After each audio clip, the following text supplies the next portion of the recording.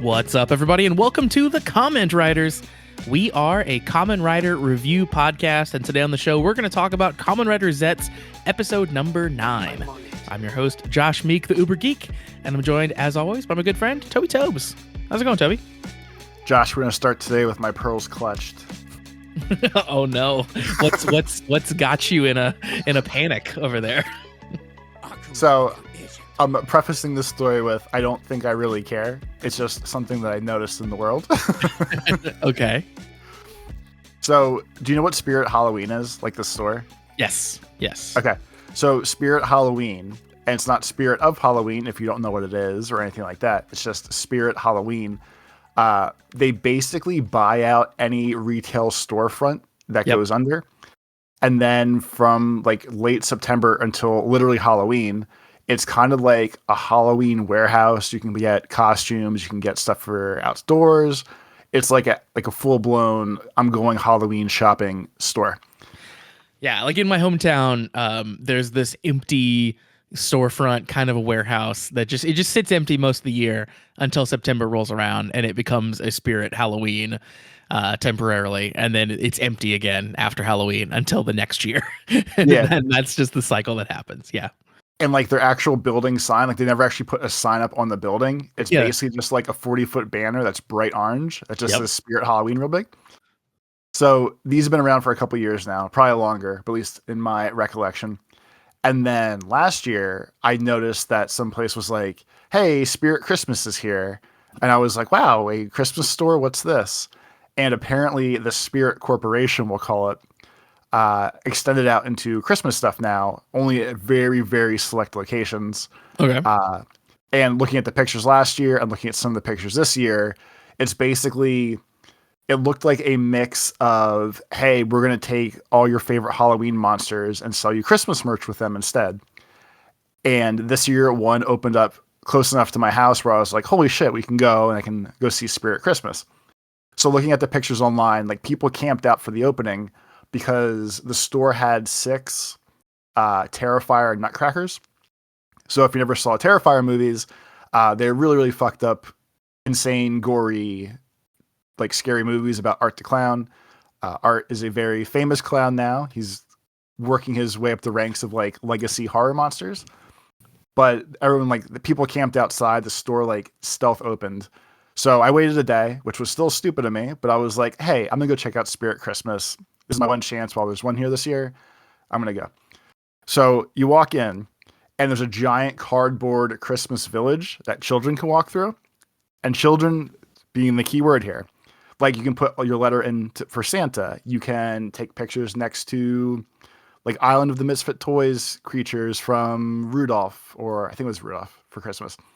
But you're walking through the store and there's lots of like cutesy Halloween things. And there's little kids. It's like wholesome and ready for kids. Not Halloween, but it's a very good Christmas and Halloween mix. For every like Scream Funko Pop, there is like a Christmas Mickey kind of deal. So walking through the store, there's a little inflatable village you can walk through. This room is basically like a 500 foot by 500 foot, just like cement, looks like a Comic-Con kind of room. Like it's not well set up at all, but it's there. So I'm walking through and I'm like, this is kind of fun. This is interesting. So then I walk towards the back of the store, which is not gated off by anything. There's no rules, whatever. And then I noticed there are like walls and walls of mugs, shirts, hoodies that are all like extremely vulgar Christmas things. Okay. Like, it's the hot topic collection, if you will. Yeah. Or like a Spencer's. Like there's Spencer's, there's sweaters that say like jingle my bells, bitch, or this is my fucking merry face, or things like that. And specifically there's tons of shirts with the word fuck or fucking on them. And now I curse all the time. I've cursed forever. That's not really what my concern is. It feels wild to me that in the year of our Lord 2025, like I would have had to sneak into the secret 18 plus adult area of Spencer's to find the funny t-shirts when I was 17 that would say like suck my dick or like go fuck yourself and stuff like that. Yeah. And these are just like prime real estate in a kid's or in everybody's spooky Christmas store. But it's just wild to me that like the world has adapted so much, or like no one cares anymore, that like these little kids are dropping their letters off for Santa and walking through like a bubblegum village of Christmas cardboard and Mickey and Santa, and they turn the corner and then they see like a sweater that says like "Suck my dick, it's Christmas." Like, We need to make some merch immediately if that's not a real t-shirt. but yeah, it's just wild to me. So like I don't really care. I'm not truly pearl clutching, like I said. I just think it's wild that that's what the world has turned into, I guess, is Yeah. my. I have like three thoughts from this. So first, kids are definitely like, it is a lost art, and kids will never experience what we did of, yes, like being at the mall, walking around, and then like slipping into the Spencer's Gifts or the Hot Topic so you can see the like the really racy shit in the back. whether you're trying to like get back in the Spencer's and look at dildos or whatever it might be. Like, so you just that's an experience that kids do not have nowadays, of like of seeing crazy shit in the back of a Spencer's in the mall and then your mom picking you up. That's a whole thing that kids just don't get to live through. And making sure, or even making sure that like, because usually like when my mom used to drop me off at the mall, she would go do her thing in the mall for like 2 hours. I would do my thing. I'd have free reign, 12, 13, whatever. And the deal was like, she knew I'd be in the arcade most of the time. So the rule just was like, by 8 o'clock, just be back at the arcade so I can find you and we can go. So like when I went into Spencer's or like Hot Topic or like the bad stores, there was always that deep-seated fear too of when I walk out of this store, is my mom going to be walking across like the walkway and Yeah. see me in Spencer's and go, "I asked you not to go in there. That's the bad store." Kids just haven't lived until they've, seen Bart Simpson novelty nipple clamps and then rode home with their mom out in the van afterwards. It's a lived experience that we have that you don't have. But the other thing I was thinking was like, going in a Spirit Halloween is also this weird mixed bag experience. It isn't just the Spirit Christmases. Like, my kid loves going in a Spirit Halloween, but it also is a place that's full of like terrifying, awful things that kids couldn't see. Like, the priest costume where he's got a boner and stuff like that. Like there's crazy things next to things that are ostensibly aimed at children in all of these Spirit establishments. So, just kind of par for the course, I guess. I guess so. And like looking at their website, like if you scroll down on their, it's like spirithalloween.com/ and do like the Spirit Christmas one separate. The first thing on here, find a store near you, book your photos with Santa. And then so they're doing the full on Christmas Santa experience. Yeah. Okay. And then if I go to the adult results, which actually aren't even that adult on the website compared to what I saw in the store, I can also buy a shirt that says "Merry Christmas, we're here to fuck shit up." These are so bad. Like, it feels like every time you tell me a t-shirt, it feels like you're making one up. And I know that they're real, but oh my God, they're bad. Like, yeah, it's crazy. I'm not a prude about the fuck word. I own one t-shirt that actually has the word fuck on it, because during the height of the NFT craze, I bought a shirt that said fuck NFTs because the proceeds went to charity or something. And that is a complicated shirt to own, because I have to think about where I'm going if I put that shirt on in the morning, right? Like if I'm staying at home, it's kind of fine. But if I'm like having to go to a store, it's like, I'm wearing the weird fuck shirt. I can't go to a store in this. It'll be awkward. So yeah, I wouldn't suggest buying clothes that have the F word on it. Yes. And like even to that, when I was way younger, there was a band I liked. I think I probably told this before. Called Adam and His Package, and it was just this nerdy guy that wrote synth music, and it was just him and his Korg something that he did loops and stuff on. And one of his songs is about the down with the metric system, and the one lyric is like, "Stick your fucking foot up your fucking ass," and it was either on the front of the shirt or the back of the shirt. And I bought the shirt. I thought it was cool. I was like 16, 17. Got it home. My mom noticed. She said, "You're never wearing that shirt. I'm going to take it." And I said, "I paid for it." "No, you're not." So she said, "You can keep it then. You are absolutely not wearing that outside the house." So the only place I ever wore it was if I was going to a punk show. I would sneak it out of the house, change in the car, wear it to the show, and then not wear it back home.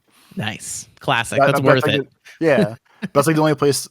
Like even now, as a like they always like as you get older, you care less about like what people think. I still think at 42, I would not wear a shirt that says "fuck" on it.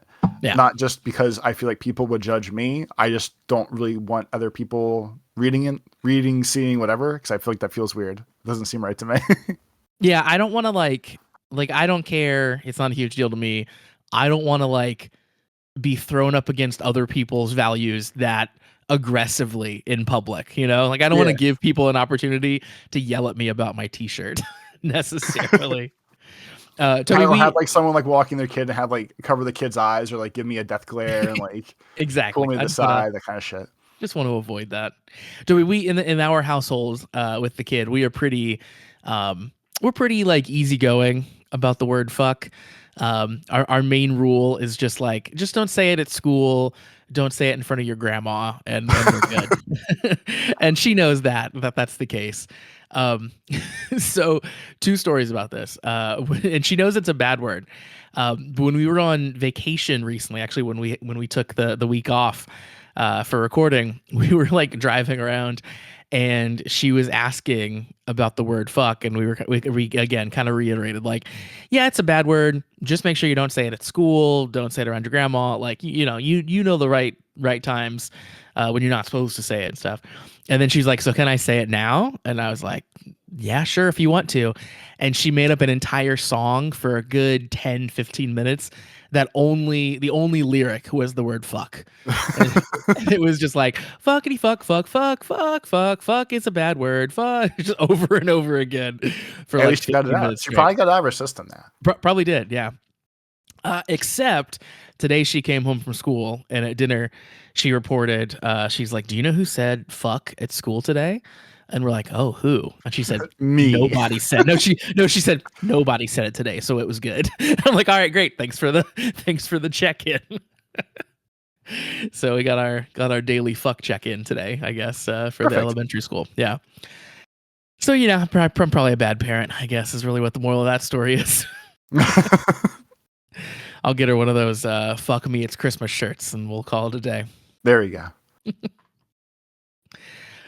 Toby, this is a podcast about Kamen Rider. You might not know that from the beginning of the show, but it certainly is. And today we're here to talk about Kamen Rider Zeztz, episode number 9. Before we do that, do we want to discuss the hot drama in the Sure. Tokuverse? Yeah, let's dive into that. We did get an email about it from Shade, of course.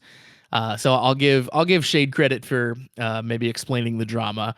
But yeah, so we are in the Patreon watching Gozyuger, which is the current Super Sentai series. We don't just watch Kamen Not Rider. only are we in the Patreon watching the series, I would assume most people during Saturday morning's superhero hour also watching Ghost Huger.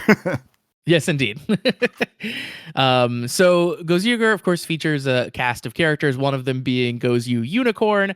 And we found out this past week that the actress for Gozyu Unicorn, her name is Imamori Maya, has been kicked off the show. She's been fired from Gozyuger for underage drinking.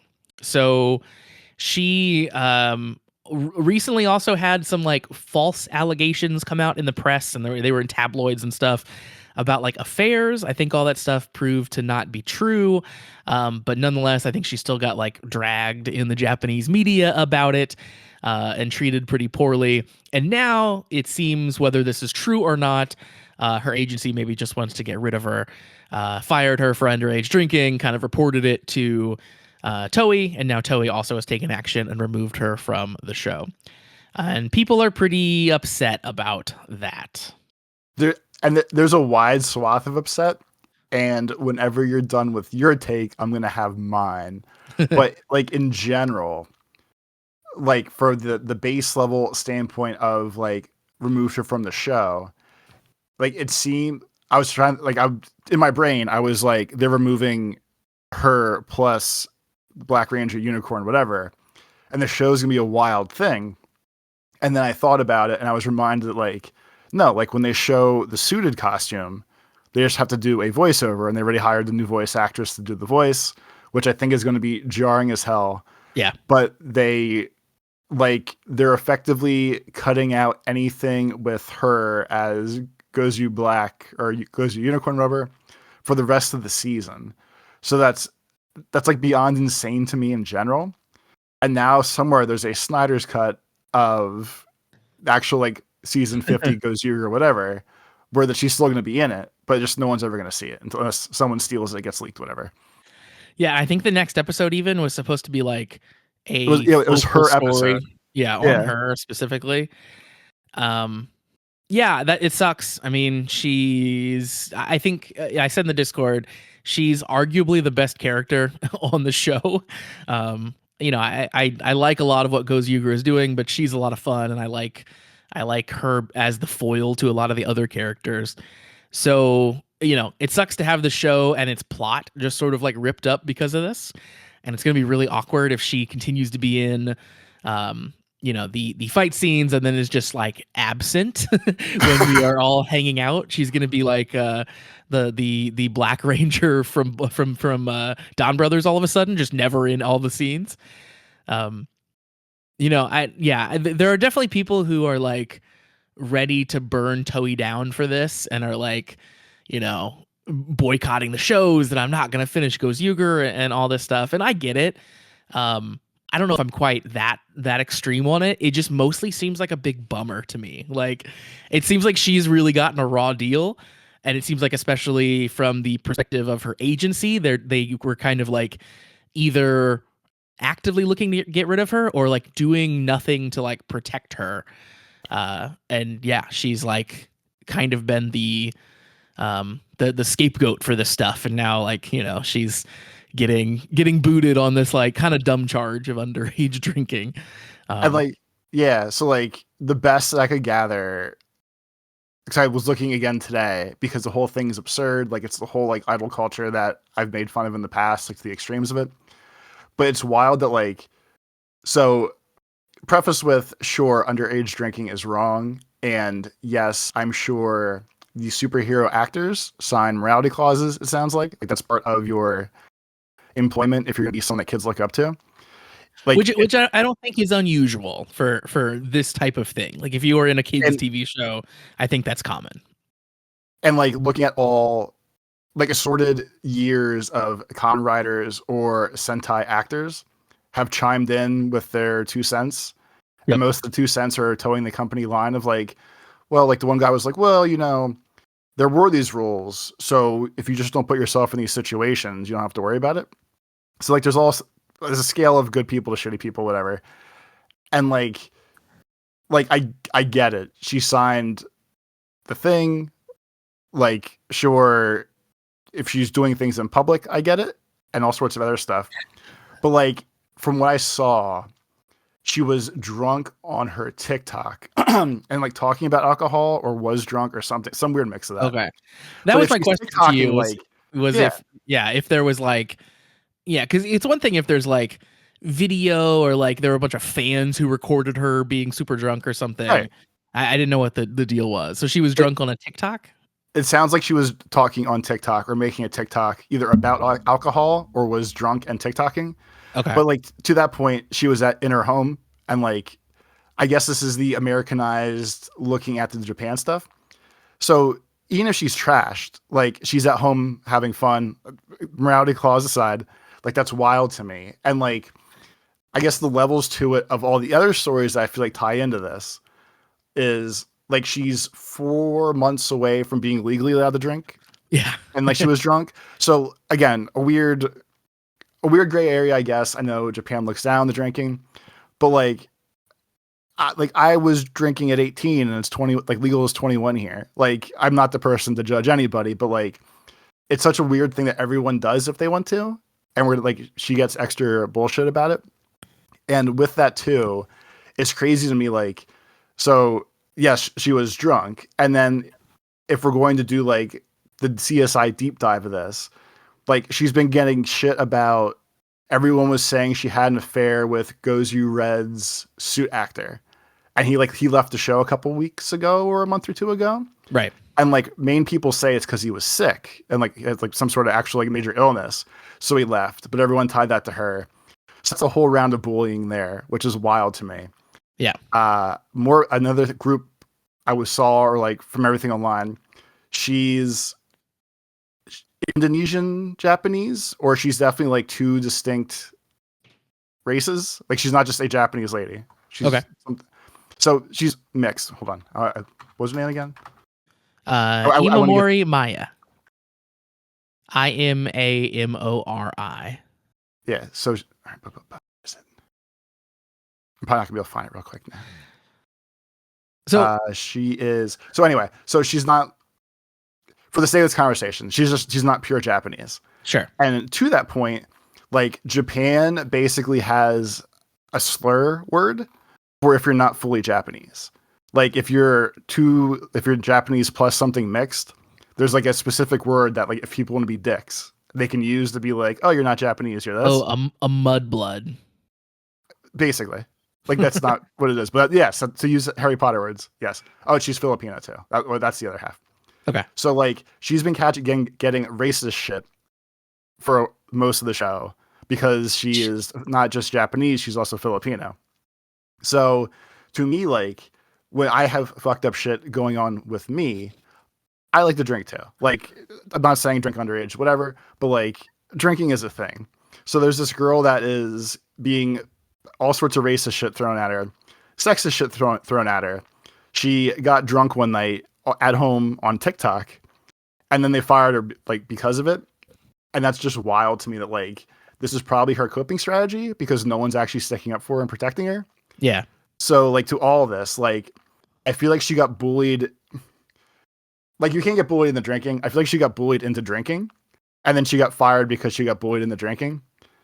And then like the wildest part on the back end of this now, like she apologized for like her Instagram apology was basically, I apologize for all the shame that this brought. Like drinking is a horrible thing to do. I should have never done it, blah, blah, blah. So she has to like go real far in it. And then like she deleted all of her socials and stuff. And it's not everybody, but like from the scale of like joking to probably a little too serious, people are like, oh, like she fucked up the season now. And like, how are we going to like, how are we pinning all this on this one girl going through so much shit? And they're like, oh, you ruined our Sentai thing now. Oh, it's the last season. Now no one's going to care about the last season. And like, she's, even if like it's your favorite show, like she didn't edit herself out of the show. She had a drink. Yeah. Yep. Like, yeah. Let's all like take a step back and realize like it's a 19-year-old girl who's famous, had a drink at home, and now is like the ultimate like martyr for Ghost Yuger not being the best show and like this being probably the last season of like quote unquote real Sentai.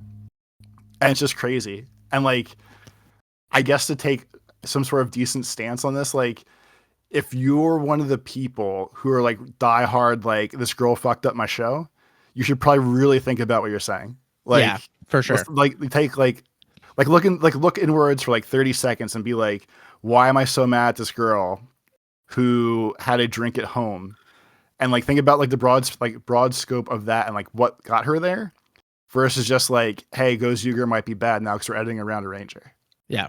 And yeah, if your take here is not like Toei fucked up my show, or man, this is a real bummer, or I feel bad for her.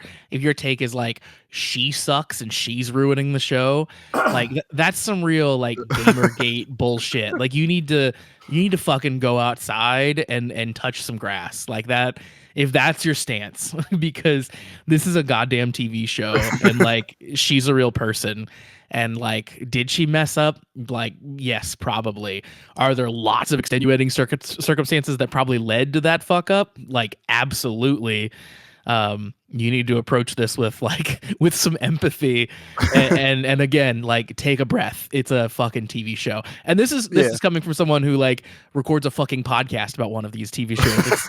It's still a goddamn TV show. Calm down. And that's the part to me, like. I don't know if anyone expected us to have any take, I guess. And I'm sure like me being like, if you think she's the problem, like look at yourself, whatever. Yeah. And I guess I'm okay with that being my stance of like, I'm like I'm a little more than double her age. Like she could effectively be my kid. And like it just seems nuts that like everyone thinks she's the problem. And like only like super reasonable take ish was Kamen Rider Agitos, whatever, however you say it. Hmm. Like Agito. his, thank you, his tweet, because like everyone, they're all tweeting, they'll have their little statements. Most are just like, oh, well, Toei said so. But he was like, when you have these deals with children, it works both ways. Like you're supposed to be protecting the kids if you want them Yeah. to protect your media. And he was like, and I feel like there might have been a mistake here. And it wasn't like aggressively against Toei, but it was like, hey, like this girl's catching a lot of shit. Maybe you should have helped her out a little bit more before this blew up. Yep. Like during like the Red Wolf Gate bullshit or like all the racism stuff. Like maybe if you would have helped her out a little more on that end of it, she wouldn't have got here on this side of it now. That's exactly my take. Like, yeah, that's a great way to put it. Like you're cutting these deals with literal children. Like we always like marvel at how young the new Kamen Rider is every season, right? Like, oh my God, he's a baby. Um, and that, yeah, like you hire kids, you hire teens, you hire people who, you know, quite literally the brains aren't fully formed yet, right? Like part of, I think, your job as Toei should be like guiding and protecting and in her case should have been shielding her from a lot of the shit she was getting. And if Toei's not doing that, it should have been her agency that was doing that. And it feels like both of those entities just wanted to wash their hands of her instead because, she was a person that had, I guess, emotions. I don't know. Yeah, like Um, because it seems like they wanted her gone, and this was the yeah, easiest jump to make after all the other bullshit, absolutely. Yeah. and just seems wild to me. And then like on a weirder side, and again, this is Japanese culture, a culture I don't understand. I'm prefacing it now, so if I sound extra stupid, that's okay. But like, she was like a gravure model first. I was gonna bring this up next. Yeah, I'm glad you're doing it. Yeah, Okay, good. So like her dressing skimpy or like topless, covered up, whatever.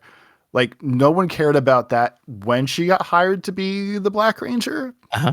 and that was all cool. But now that like they saw her drinking, that's like a punishable crime, and that part's Do, weird to me too. And like it's a culture I don't get, and I recognize that. I'm just sounding this out as an yeah, American adult. Like this all just sounds wild. It's all just wild to me.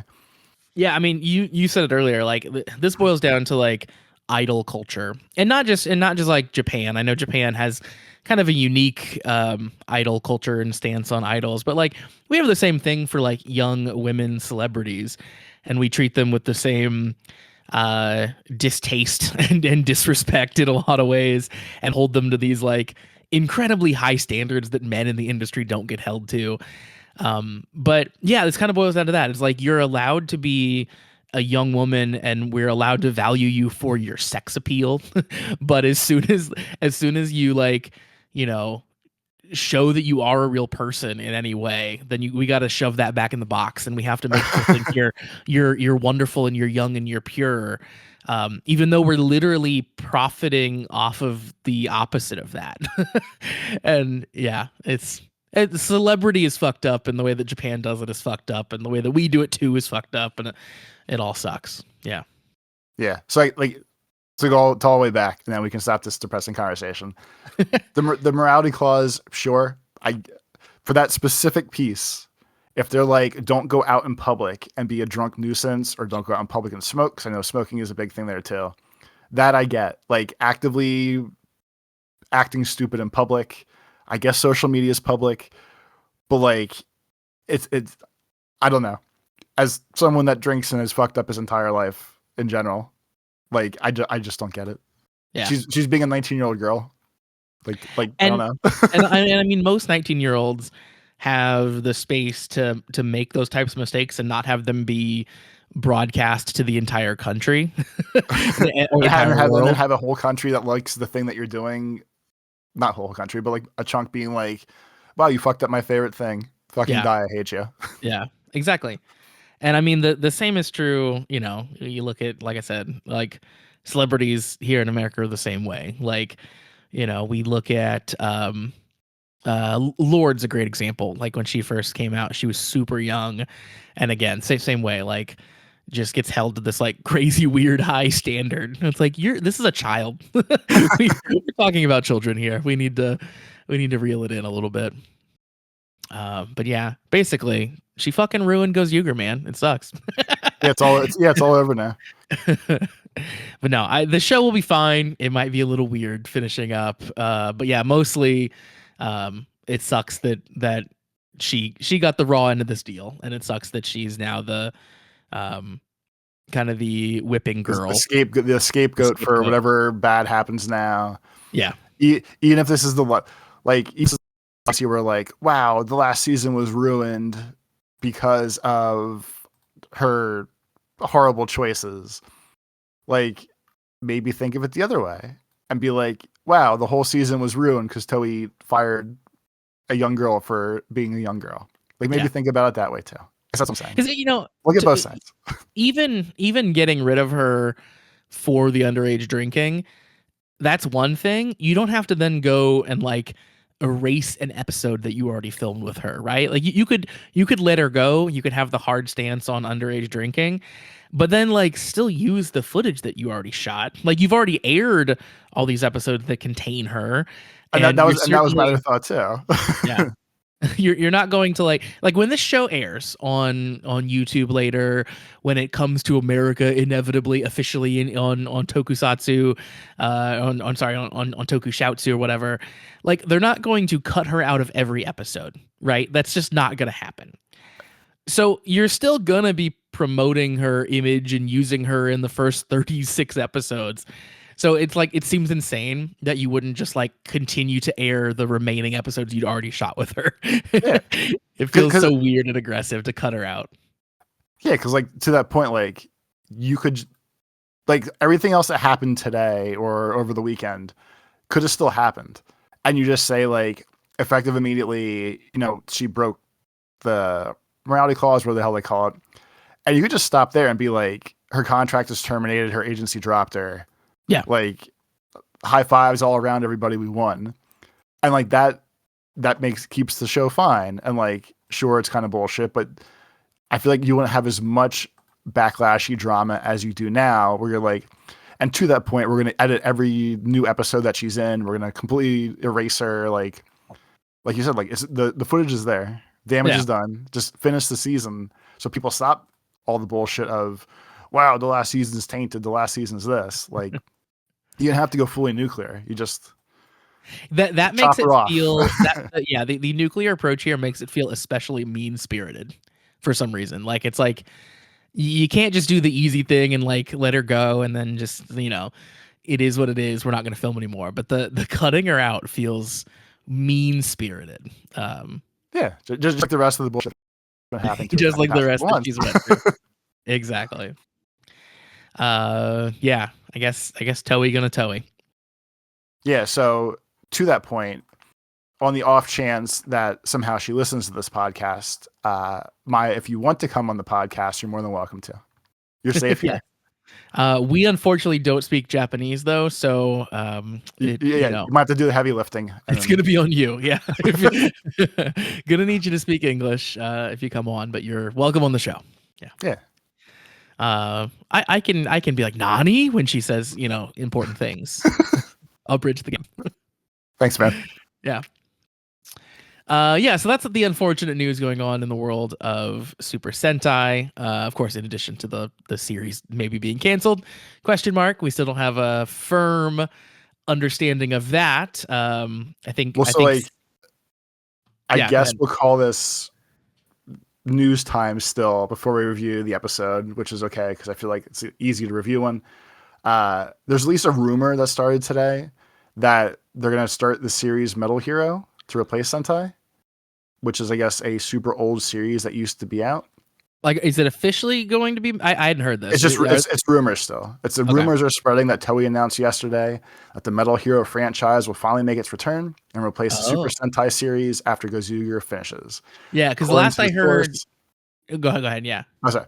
According to the source, the new Metal Hero series will feature a Reiwa era version of Space Sheriff Gavan, the very first series that started the franchise. It's also Interesting. stated that auditions have already started and the actor for the lead role has already been chosen. And the new series will start airing next spring, replacing Super Sentai and the superhero time block. Yeah, that's similar to rumors we heard last week, where it's like they're going to pare it down, a fewer team members, make it a little bit more Metal Hero-y. So I guess that's just like a one jump away from like, what if we just fucking call it Metal Hero? Let's go, bring back Gavan. I don't hate that news. That's at least we still keep getting a Toku show, so that's cool. Um, The hour is still filled on Sundays. yeah, exactly. Uh, yeah. I mean, that's probably a thing that like keeps stuff fresh, right? Like if you think the toys aren't selling because people are just not as interested in Super Sentai, well then, hey, what if we keep the production team, we keep making a show, but now suddenly we call it Metal Hero, and that gets new eyeballs on it. Uh, it's the same thing we talked about last time. Of like, if you want to rename it, that gets some new eyeballs on it, whatever. So this is the comic book equivalent of restarting your comic back at number one. We're Like doing New just 52. Batman after 75 years is right back to episode 1. exactly. But I am really interested now in hearing the official announcement, hearing the news of this when we finally do get that, because this is like the biggest question mark we've had in a long time of like, what does this look like? What's it called? How many episodes are there going to be? It's not just a given. I'm just like, yeah, you'll meet the team and it's going to be a Sentai, and maybe it's a little darker than normal. Maybe it's a little goofier than normal, but it's pretty much going to be the same thing. So this is at least interesting. All right, well, let's jump into talking about Zeztz then. Of course, our current common writer. Last week on Zeztz, we ended the episode with Baku, common writer Zeztz himself, seemingly dying. His heart had stopped. He got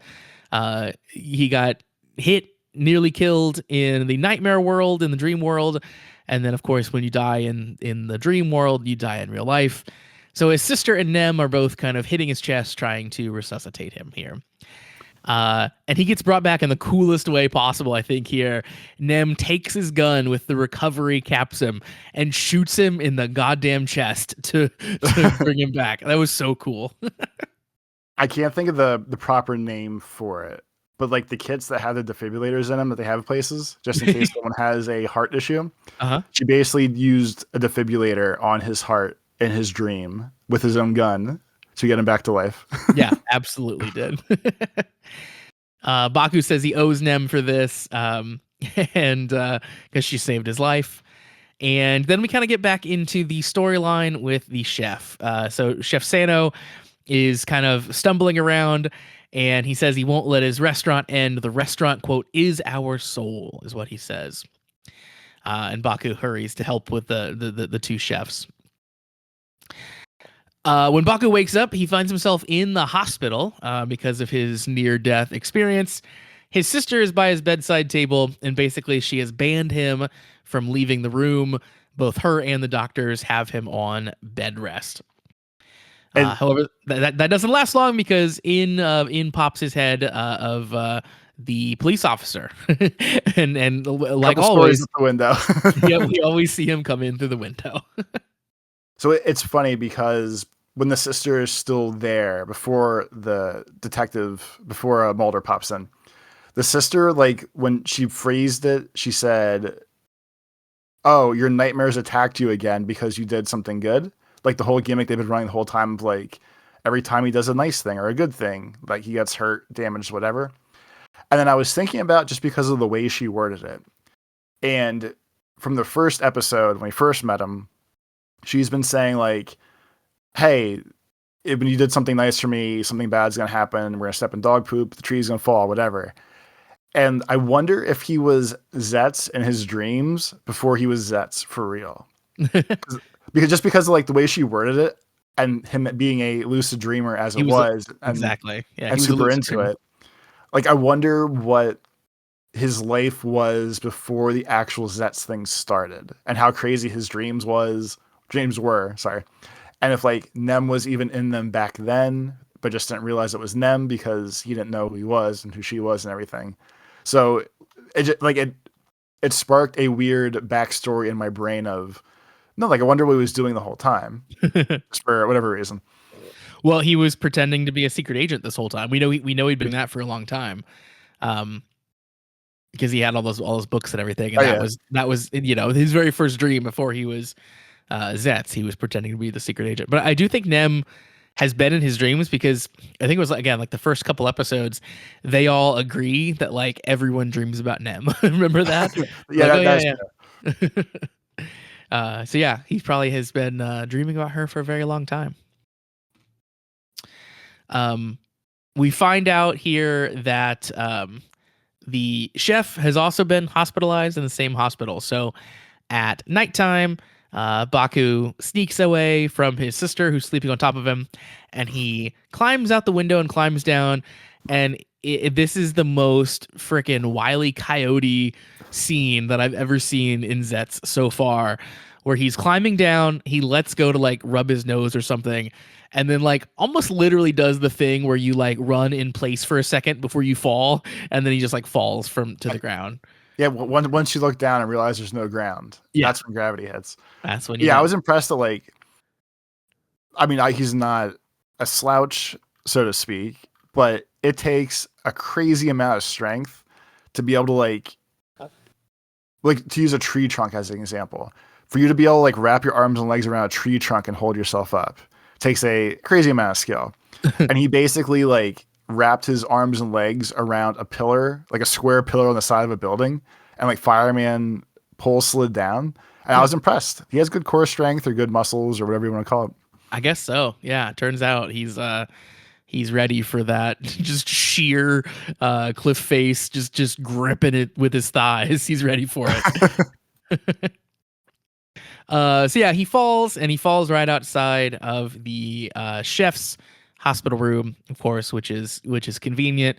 He hears the two chef apprentices talking, and basically they're upset that he's scheduled for surgery on the day of the big catering gig, and they don't want they don't want the restaurant to suffer because of this. Basically, they want to keep the gig, and they're a little upset that he's not going to be able to be there. Yeah, they're basically doing the whole like as we find it's a whole pride thing of it's been like a quote unquote family restaurant forever. Family just meaning the ones that you're with, not blood family. And their whole vibe is just like, no, like he trained us. We were all supposed to be a team together. We want to make sure that we're doing right by him. So we're still going to go cook for them because we're proud of our Royale sauce too. We want everyone to know that like how good we are. Yep. So there's a little bit more confusion here for a little while of like, well, then why is the chef like having a nightmare about this? And what does he really want after all? And we try to kind of figure it out. But to kind of lay it out plainly, basically, the chef had the restaurant passed down to him from the person that he apprenticed under. And now he wants to pass the restaurant down to his apprentice chefs. But essentially that is leading to like stress dreams that he's having. Like he's worried that they're not going to be good enough. He's worried that he hasn't prepared them enough. So like the thing that should be the crowning achievement of his restaurant, his Royale sauce, turns out to be the thing that like poisons everyone in his dreams because everything's falling apart, right? In his dream, right? It's all not working. These guys aren't ready. So he was hard on them because he loved them. Yeah, And, effectively. Much like every other chef story you ever hear of when I was a sous chef, the head chef used to like punch me in the face until I cut the onions right and things like that. It's just the same vibe of like the whole kitchen vibe seems very tough love, but it makes you right, I guess we'll call it. So it just seems like it's more basically the same vibe of like, no, he just screamed at them all the time and told them they sucked because he wanted them just to find the right standard and all be on the same page. Yep. Yeah, and that's exactly what's going on here. And that's what it kind of seemed like last week too, but I wondered if they wouldn't like swerve us a little bit like they've done in the past. But no, this one they kind of tell the straight ahead story. It just kind of is what it is, which I'm okay with. But it is that sort of like fatherly aspect that is causing all the nightmares here to exist. Nem also gets to go back in the secret headquarters again, and she gets to finally see Zero turn into a bike, and she even gets to ride Zero, which is very exciting. She was so excited when he transformed too. Like I thought She that was. whole that whole scene or that whole situation was awesome. The bike transformation still looks great. It was super zoomed in. It looked fantastic. So they still the good AI. There's not the good AI. The good CG The good is there. CG. Yeah. Yeah, I thought the same thing. The bike transformation especially looked really good here, and I don't know. Like, so something about the bike looked especially good too. Like I don't know if they put a little bit more on it that it didn't used to have, but it seemed a little bit less dirt bike and a little bit more like built up into a common rider bike this time. Maybe I just hadn't looked super close at it before, but I was definitely appreciative of the whole bike scene this time around.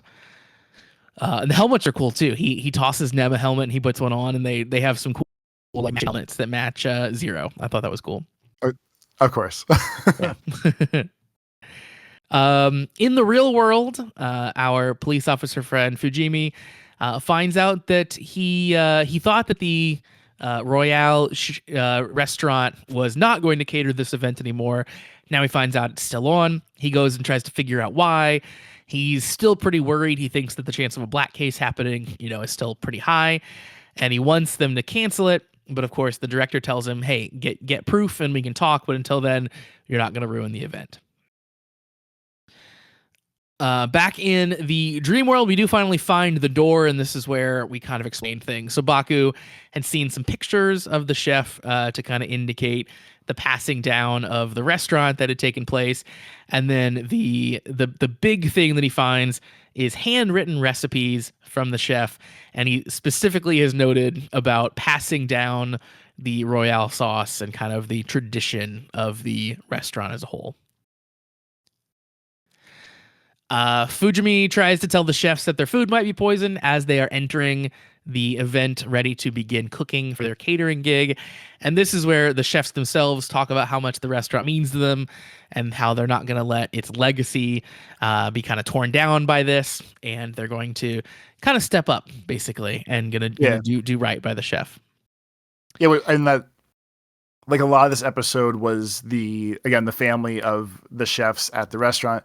So it was cool where, like, it seemed like they vaguely got it, or they were like, oh, okay, like, yeah, we knew this was going to be a thing. And their whole takeaway was, no, but we really want to do right by him. Like, he's too sick. He scheduled his surgery on the day of today. He's so ill, but we want to make sure that we do right. We're gonna go chef our best. Yep.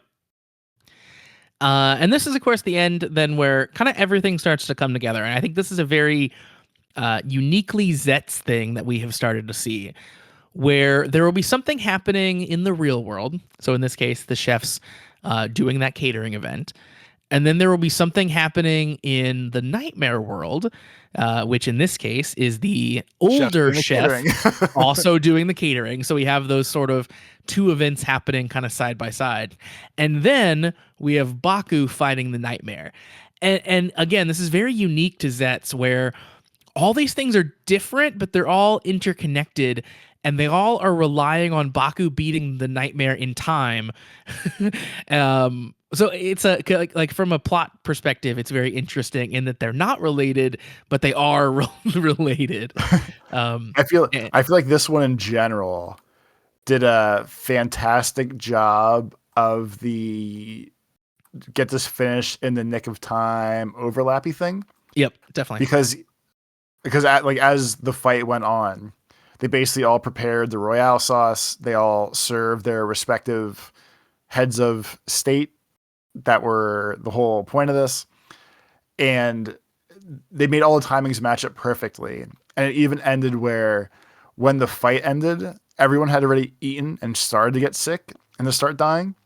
And then as soon as Baku finished the rider kick, like, everyone just popped back up and they're like, this is fucking delicious. And everything was okay. I just thought, like, it was a very cool overlap and timing. And, like, my first expectation was, okay, he's obviously winning the fight right before they eat because they made it so obvious. But they actually, like, he won the fight late but it was still in enough time where like I feel like if I ate a piece of like beef Wellington and felt like I was gonna die, I don't think if I popped back up all of a sudden, I'd be like, that was the best thing ever. But everyone else took it like champs. I took that as like he kind of like rewrote history at that moment, and like they hadn't been nearly dying. But I don't know. It's hard to say. I also thought that kind of everything happening at the same time was a really cool way to have the chef kind of like spiritually guide them and sort of be there for their success without having him there, because they needed to stand on their own. They needed to do it themselves. But it was cool to have him like mime through the process in his dream so that he could kind of be there for it. I thought that was cool. Yeah.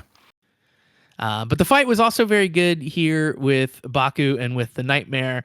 And I think one of the coolest things was like at one point his like weird, his weird sword gun thing gets broken, actually like snapped in half, and he uses the recovery capsim to like regrow the part of the gun that was broken off, and that was pretty cool. Yeah, the recovery capsum definitely seems like the best ones of all the ones that he had.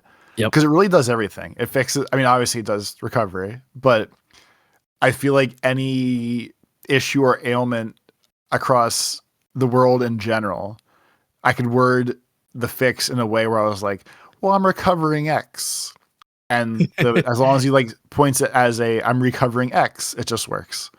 Yeah, there's one point in this fight where he recovers the ground.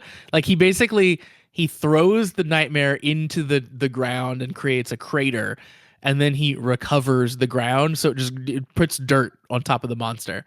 It's great. It's so funny. That one was awesome. A lot of the fight in the woods had a lot of like world bendy type attacks, and this show is doing a good job of not skimping on the CG as others have done. So like all these fight scenes and stuff look so good because they're committed to making these things look awesome. But he does like a wave across. He makes the dirt do waves a couple times, and it actually looks close to as real as if you could make dirt wave, as I feel like you could. Yeah, totally. And I'll tell you one more person who thinks that the recovery capsim is pretty awesome, and that is Nox. Because Nox joins this fight. He's kind of standing around in the background. He has a little interaction with Nem at one point, and finally he gets involved. So Nox has a sword that is damaged. We get a good zoomed in view of the damaged part of the sword a couple times. And Nox at one point basically does the thing that I love, which is he snatches the gimmick item out of the driver itself and takes the capsim. And essentially, we find out here that he's going to use the recovery capsim to get back to the real world. So that's been his goal the whole time. Maybe he wants to use it to like fix the sword, and that's how he's going to get back in the real world. But it seems like maybe he's been trapped here this whole time, and this is what he's been essentially pushing Baku towards is getting this recovery capsim. And it's crazy because so like tied into the ending with Nox then, Scully yells at Mulder about like, hey, just because your partner went missing, like you're not supposed to be hiding shit from me. I know this is why you're addicted to black cases, blah, blah, blah. And they did too fast of a reveal, so I couldn't sound too smart, but they're like, they lingered on the missing guy's name. And she was like, I know this is who it is. This is his name. So lingering on his name, and I'm like, wow, I wonder if that's Nox. And then they slow scroll left of the picture of the agent, and I was like, wow, it's Nox. And you were right. Yeah. Yeah. So it happened very fast, and that was sad. I couldn't be like, wow, I'm a genius, because they ruined it in like 2 seconds. It was a cool reveal, though. I did like the pan, and you see the picture. Then they cut back to real Nox, and he's got different hair, but like yeah, the fancy, yeah. That's cool. I probably should have put 2 and 2 together that the missing cop was going to be Nox, but hadn't really thought that through too much. So I was really excited about that as the kind of Easter egg teaser for next time. Yeah, like that was a really slick way to explain where he came from, I guess, for lack of a better term. Yeah.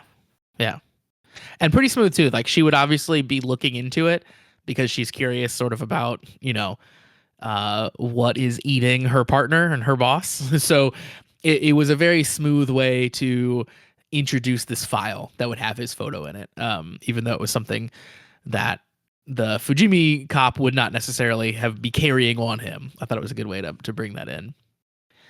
And I think it's a good setup for future stories because obviously, if he used to be a police officer investigating black cases, maybe at some point he was a good guy. Maybe he's not 100% a bad guy. Maybe it makes him a much more interesting, complicated person because of that. Yeah, there you go. Yeah. So that's our big teaser for next time. We get to find out what's up with Knox and how he's going to get home. So what are your thoughts on episode 9 then overall?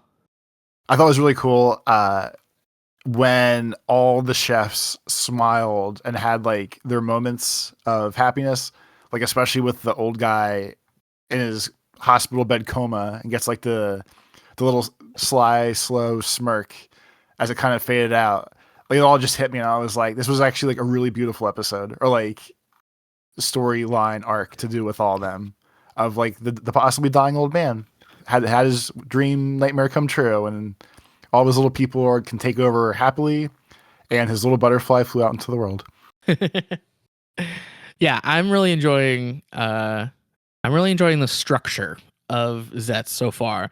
I think they're doing a really good job of blending the crazy, fantastic elements that they can do in the dream world with like these very real, grounded stories of people and the, troubles and worries and stuff they go through to cause nightmares in the real world. And like those things are like interweaving really well and in really clever ways, and they're showing them to us in really interesting and clever ways. And it feels like they're unlocking a whole lot of levels of Kamen Rider that we don't necessarily normally get, and I've really enjoyed that so far.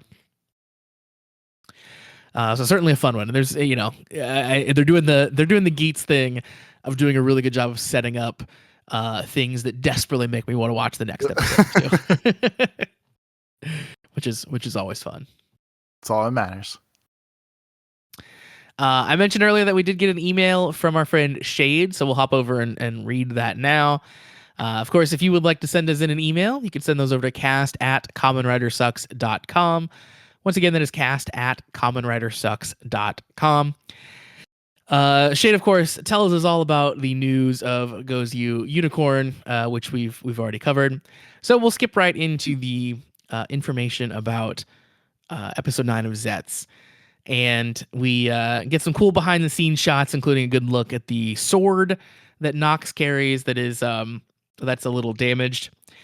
Shade says the big reveal for the episode is definitely that Knox was aiming for Zetz's recovery capsule all along. From what they have implied, it seems like he wanted to use the recovery powers to fix his sword. ? The sequence is Knox's first action scene in the series. According to Knox's actor, the prop for the sword was very big and heavy.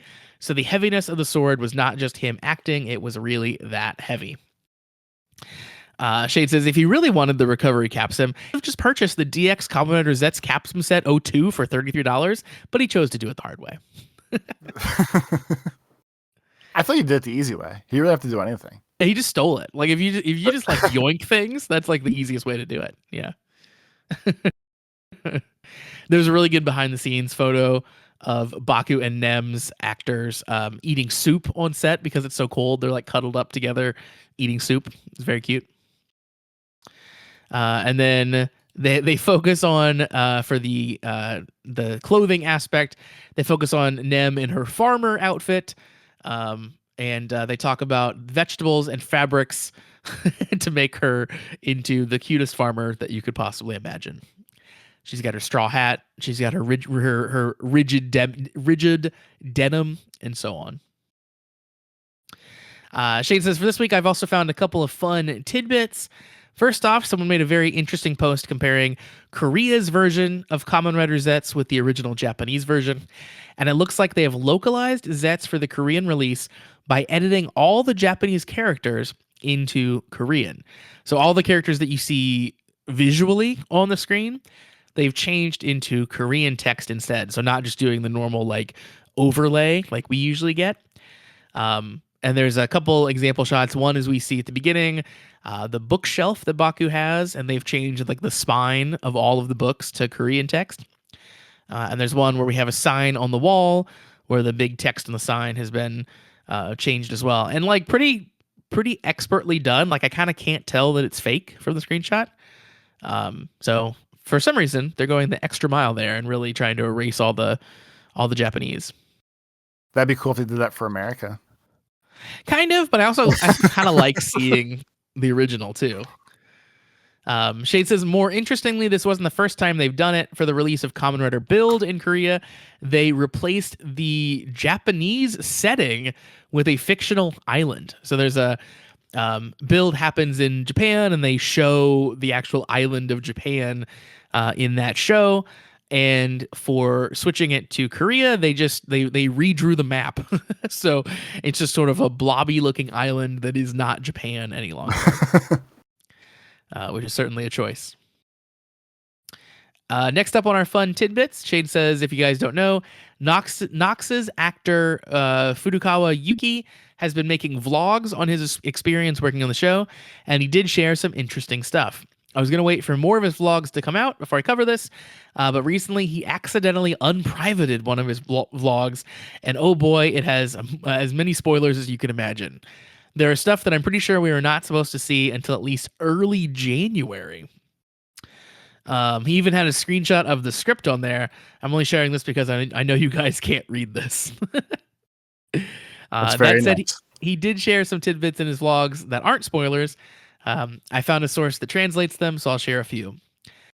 First, Nox's hair was originally all silver, but he suggested silver highlights would look better, and the staff agreed. In episode 1's ending, Nox pushes a vase off the table as part of his ominous speech about dreams and reality. He revealed that this wasn't originally in the script and was an ad-lib by him, which is a cool one. During the filming for the first few episodes, he barely got to talk and the rest of the main cast on set because his scenes were mostly just him delivering monologues from afar. It's very funny. There were days where he would only be filming on set for 10 minutes and then he would go home. There was a period where it took nearly a month for him to be back on set because of how little he had early on in the scenes. And despite how complicated Nox's outfit looked, it was very thin. It was a very thin set of clothes. So he felt lucky he didn't have to be on set much during February. During the filming of episodes 7, 8, and 9, which we just finished watching, he was very excited to be in more scenes, but he was also very anxious at the same time because it was pollen season and he was allergic. Those are some of the things he shares in his vlogs. You guys should check out his YouTube channel. He grew up in Canada and the US, so he speaks English and has made some videos answering questions in English. That's very cool. I didn't know that. He's one of us. Yeah. He's trying to get us over. Looks like his, at least maybe the channel that's translating it here is on an account called Yuki Furukawa Official Account. I guess, yeah, it's not a fan account, it's an official account. So if you Google his name, you should be able to find the link to the channel. It could be the official, unofficial, official fan account. You never know. Could be. Shade says the most shocking thing about him that I found out is that he plays Dead by Daylight. The second most shocking thing is probably the fact that he's 37 years old, which, by the way, makes him the oldest person in the cast, even older than the police duo. Apparently, he's been doing serious movies and TV for over 10 years now. Toby, I think I turned 37 this year. I think that's right. Here coming up very soon. That's depressing that I'm older than everyone, literally everyone in the Kamen Rider show, including the police officer who I thought was at least 45. How the fuck are you going to say this to me? Well, listen, let me have an existential crisis about age this week, and you can have one next week. Okay. Yes, we're very old. Shade, thanks very much for the email. Once again, cast@kamenridersucks.com is the email address if you would like to send in an email like Shade did. Toby, of course, we also have a Patreon. Patreon.com/thecommentwriters is where you could find that. Up on the Patreon, we put a bunch of bonus content up every week. Right now, we are watching through Goes Yuger, as I mentioned, and also Don Brothers. And we put up usually an episode of each every single week. You can watch it along with us. And if you sign up now for $3 a month, you get access to those shows and all the stuff that we've ever posted up there, which is quite a bit of content at this point. You also get access to our Discord, so you can talk to us all week long. And if $3 a month is a little too expensive for you and you want to sample it, well, you can follow the Patreon for free, and you get access to the first 3 episodes of all the series that we've watched. So you can have a bunch of stuff to sample and decide if it's worth it for you or not. So yeah, we hope you check that out. Patreon.com/thecommentwriters. And we hope you, of course, stick around and keep listening to this show as well. Toby, why don't you tell the people where they can find you on the internet? On Twitter, it's Life of Tobes. On YouTube, it's Tobes Plays. And on GeoGuessr/Retro Achievements, it is also Tobes Plays.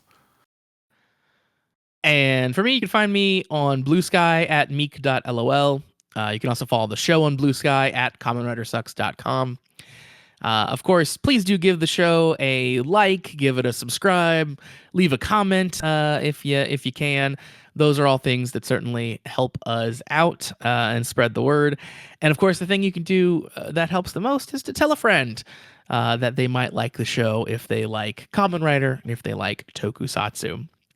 I've got a little special project in the works as well, Toby, that I hopefully will be able to put out in maybe a couple weeks. We'll see when it actually goes out. But I've got something I'm working on too, which people might be excited about. So a little teaser there. Ooh. And yeah, so we hope you tell a friend.